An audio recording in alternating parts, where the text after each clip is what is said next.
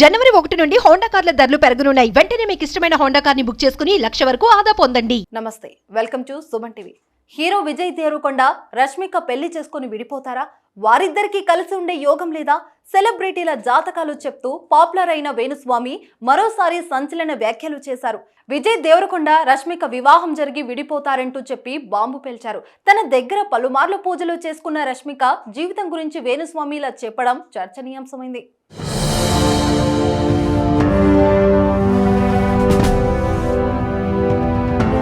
వేణుస్వామి గురించి కొత్తగా పరిచయం చేయక్కర్లేదు. సెలబ్రిటీల జాతకాలు చెప్తూ ఎప్పుడు వార్తల్లో ఉంటారు. ప్రధాని మోదీ, రాహుల్ గాంధీ నుంచి కేసీఆర్, జగన్, రేవంత్ రెడ్డి వంటి వరకు అందరూ జాతకాలను చెప్పేస్తారు. ఇక హీరో హీరోయిన్ల గురించి వేణుస్వామిని కదపడమే తడువు. పెద్ద చిట్టానే చెప్తారు.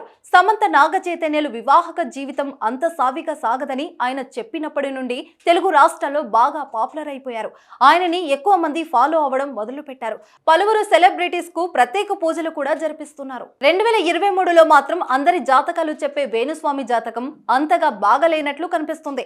వేణుస్వామి చెప్పింది ఏది జరగకపోవడంతో ఆయన ట్రోలింగ్ కు గురయ్యారు. ప్రభాస్ ఆదిపురుష సినిమా ముందే ఫ్లాప్ అవుతుందని వేణుస్వామి చెప్పడంతో ఆయన రేంజ్ ఒక్కసారిగా పెరిగిపోయింది. అయితే సలార్ సినిమా విషయంలో వేణుస్వామి లెక్కలు మాత్రం తప్పాయి. ప్రభాస్ కు మరో హిట్ దొరకదని చెప్పి పప్పులో కాలేశారు.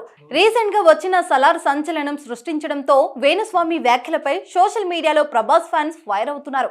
మరోవైపు తెలంగాణలో కేసీఆర్ మరోసారి సీఎం అవుతారని చెప్పారు.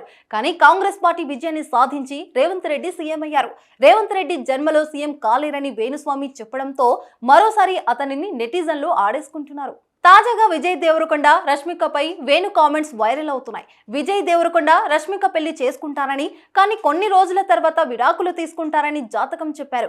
ఈ విషయాన్ని తాను స్వయంగా రష్మికకే చెప్పానని, ఈ విషయంలో రష్మిక తనతో గొడవ కూడా పెట్టుకుందని చెప్పుకొచ్చారు. నిజానికి వేణుస్వామికి రష్మిక మధ్య మంచి సంబంధాలే ఉన్నాయి. ఆమె వేణుస్వామితో పలుమార్లు ప్రత్యేక పూజలు జరిపించారు. వేణుస్వామితో పూజలు చేయించుకున్న తర్వాతే స్టార్ హీరోయిన్ అయిందని నమ్మకం ఉండడంతో ఆయన్ని ఇంటికి పిలిపించి పూజలు చేయించారు. అలాంటి రష్మిక జాతకంపై వేణుస్వామి వ్యాఖ్యలు వైరల్ అవుతున్నాయి.